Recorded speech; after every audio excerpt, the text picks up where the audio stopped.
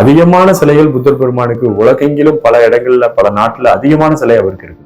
அப்ப எல்லா இடத்துலயும் ஒரே மாதிரி அதுக்கான ஆஃபரிங் பண்ணி எனர்ஜி பண்றாங்க அப்படின்னா, உங்க வீட்லயும் புத்தர் சிலை இருக்குது அப்படின்னா உங்க வீட்டுல இருக்கக்கூடிய புத்தர் சிலையிலும் நல்ல டிவைன் எனர்ஜி முகில ஆரம்பிக்கும். இது விநாயகர் சிலை உள்ளிட்ட எல்லா சிலைகளுக்கும் பொருந்தும்.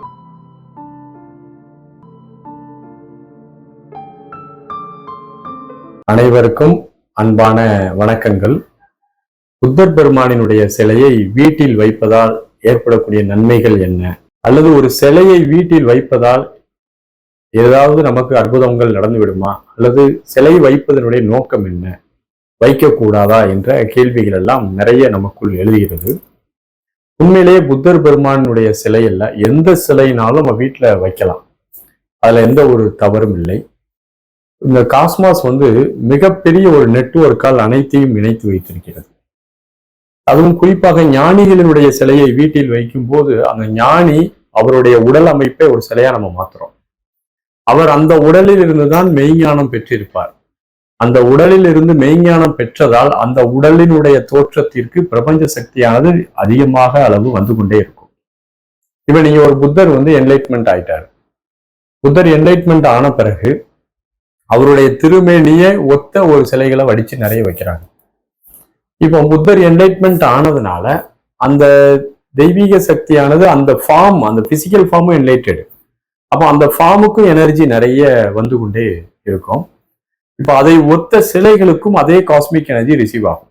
இந்த ஒரு கான்செப்ட்ல தான் சிலை வழிபாட்டு முறை உருவாக்கப்பட்டது. அது மட்டும் இல்ல, புத்தருடைய சிலை இருக்குதுன்னா அந்த புத்தருடைய சிலையில இப்போ உதாரணத்துக்கு புத்த கயால தான் புத்தருடைய சிலை மிகப்பெரிய சிலை இருக்குன்னு வச்சுக்கணும். அந்த புத்த கயால புத்தருடைய சிலைக்கு செய்யக்கூடிய அனுஷ்டானங்கள், பூஜை புனஸ்காரங்கள், அது கொடுக்கக்கூடிய எனர்ஜி, அந்த பூஜை பண்ணும்போது கிடைக்கக்கூடிய அந்த சிலைக்கு கிடைக்கக்கூடிய காந்த எனர்ஜி ஆனது அந்த புத்தர் சிலையை ஒத்த புத்தர் சிலை எங்கெல்லாம் உலகெங்கிலும் இருக்கோ அது முழுவதும் காஸ்மிக் லிங்க்ல கனெக்ட் ஆயிடும். அப்படி காஸ்மிக் லிங்க்ல கனெக்ட் ஆகுறதுனால உங்க வீட்லயும் புத்தர் சிலை இருந்தா அதுலயும் ஒரு எனர்ஜி வரும். இது புத்தர் சிலைக்கு மட்டும் இல்லை, எந்த விநாயகர் சிலையாக இருந்தாலும் சரி, மற்ற தெய்வத்தினுடைய சிலையாக இருந்தாலும் சரி, இந்த ரெண்டு கோணங்கள்ல தான் பார்க்கணும். ஒண்ணு, அந்த சிலையில இருக்கக்கூடிய அந்த யோகி ஞானம் பெற்றவரா, அவர் ஞானம் பெற்றிருந்தால், அவருடைய பருவுடலில் இருக்கும்போது அவர் ஞானம் பெற்றிருந்தால் அந்த பருவுடலை ஒத்த சிலைகளில் தெய்வீக சக்தி இயல்பாகவே கிரகிக்கப்படும். முதல் விதி.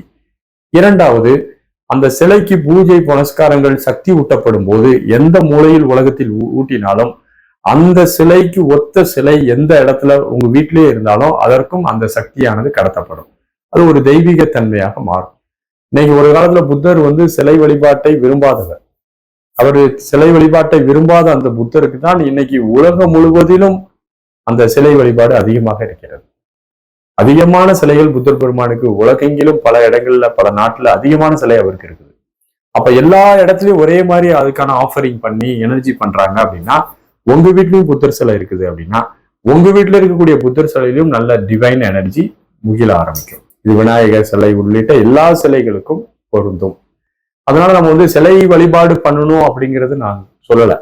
புத்தானுசதி அப்படிங்கிற ஒரு முறை இருக்கிறது. புத்தருடைய திரு உருவத்தை தியானித்தல் அப்படிங்கிறது பேர் தான் புத்தானுசதி. திபெத்திய லாமாக்களினுடைய பயிற்சிகள்ல இந்த புத்தானுசதி தியானம் என்பது ஒரு முக்கியமான நிகழ்வாக இருக்கிறது. ஒரு சிலை, புத்தருடைய சிலை இருக்கும் அந்த ஆசிரமத்துல. இளம் வயதுல இருக்கக்கூடிய மாங்க் தான் இதுல அதிகமாக பங்கு பெறுவார்கள். அமைதியா தியானம் பண்ணி கொஞ்ச நேரம் மூச்சை கவனிச்ச பிறகு அந்த புத்தருடைய சிலையை பார்க்கணும். அந்த புத்தருடைய சிலையை பார்த்துட்டே இருக்கும்போது அப்படி கண் கொட்டாமல் அந்த புத்தருடைய சிலையை பார்த்துட்டு கண்ணை மூடி அந்த சிலையை நம்ம கற்பனை பண்ணணும். இந்த பயிற்சியை அதிகமா கொடுத்துட்டே இருப்பாங்க. அந்த குழந்தைகள் எல்லாம் பாத்தீங்கன்னா அந்த சிலைக்கு ஒத்த ஒரு தன்மையில தோற்றத்திலையும் மாற்றத்தோட காணுவாங்க. அவங்கள பார்க்கும்போது ஒரு குட்டி புத்தர் மாதிரியே இருக்கும். முகம்லாம் நல்ல உருண்டையா புத்தருக்கு எப்படி இருந்ததோ அதே போல அந்த தோற்றம் வரும். ஒரு இயற்கை ஃபார்முலாக்கு ஏத்தாப்புல எப்பொருளை அதிகமா பார்க்கிறோமோ அந்த பொருளின் தன்மை நமக்கு வரும். அப்ப அந்த புத்தானுசதி அப்படிங்கிற ஒரு பழக்கம்.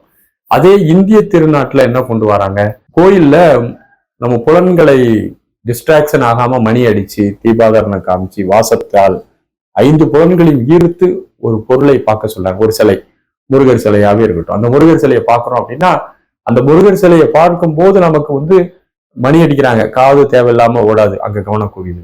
அந்த தீபாதரணை காமிக்கிறாங்க, வாசனை திரவியங்கள் வைக்கிறாங்க. இந்த எல்லா புலன்களும் அங்க ஈர்க்கப்படுது. முருகருடைய சிலையை நாம் பார்க்கும்போது நமக்கு தாரணா என்ற ஒரு பயிற்சி நடக்குது. ஆகவே சிலை வழிபாடு என்பது ஒரு அறியாமையின் வெளிப்பாடு அல்ல, அது ஒரு அறிவியலின் வெளிப்பாடு. நம்ம மனமானது பல்வேறு சிந்தனைகள்ல ஓடிட்டு இருக்கு. அப்படி ஓடுற மனதை பிடிச்சி ஒரு பொருள் மேல் வலுக்கட்டாயமாக குவிக்க வைத்து தாரணை என்ற ஒரு யோகத்தை நமக்கு சொல்லி கொடுத்தாங்க. அதனால சிலை வழிபாடு என்பது ஏதோ ஒரு குறைவுபட்ட வழிபாடு மாதிரியும், இந்த சிலை வழிபாடு செய்யவே கூடாது அப்படிங்கிறது மாதிரியும்லாம் இல்லை. சிலை வழிபாடு என்பது ஒரு வகையான யோக முறைதான். தாரணை என்ற ஒரு தியானம் அதுல நடக்கும். ஆகவே சிலைகளை உங்கள் வீட்டில் வைப்பது அப்படிங்கிறது, அதாவது பஞ்சமா பாதகங்கள் என்று சொல்லக்கூடிய கொலை, களவு, கல், காமம், பொய் போன்றவற்றை இருந்து கொண்டு டிவைன் எனர்ஜிய சூழ்நிலை மண்டலத்தில் பரப்பக்கூடிய சிலைகளை வைத்து கொண்டு இருந்தால் அது ஆபத்து. நல்ல எண்ணம், சமூக நோக்கம், கருணை உணர்வு உள்ளவர்கள் எந்த சிலையை வீட்டுல வச்சாலும் எந்த விதமான பிரச்சனையும் வராது. ஒரு பாசிட்டிவான சிலையை வச்சுட்டு ஒரு நெகட்டிவா நீங்க இருந்தீங்கன்னா, இந்த பாசிட்டிவான சிலையில இருந்து வரக்கூடிய எனர்ஜி அந்த சூழ்நிலையை சுத்தப்படுத்தும் போது நம்மளையும் சேர்ந்து சுத்தப்படுத்தக்கூடிய அந்த சூழ்நிலையை அதுக்கு நம்ம கொடுக்கணும். நம்ம திருந்ததுக்கு என்னெல்லாம் வாய்ப்பு இருக்கோ அது கொடுத்துட்டே இருக்கும். நம்ம அடி உத மிதி எல்லாம் வாங்குவோம். அப்படிலாம் திருந்தும் போது நமக்கு வலிக்கும். அப்போ தூய்மையான மனமுடையவர்கள் சிலையை வச்சா பிரச்சனை இருக்காது.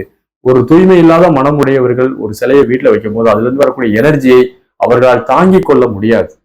ஆனா அது துன்பத்தை தரல, நம்மை தூய்மைப்படுத்துகிறது. அதில் டாலரன்ஸ் பண்ணிட்டா நம்ம ஒரு நல்ல மனிதனாக மாறி விடுவோம். நன்றி, வணக்கம்.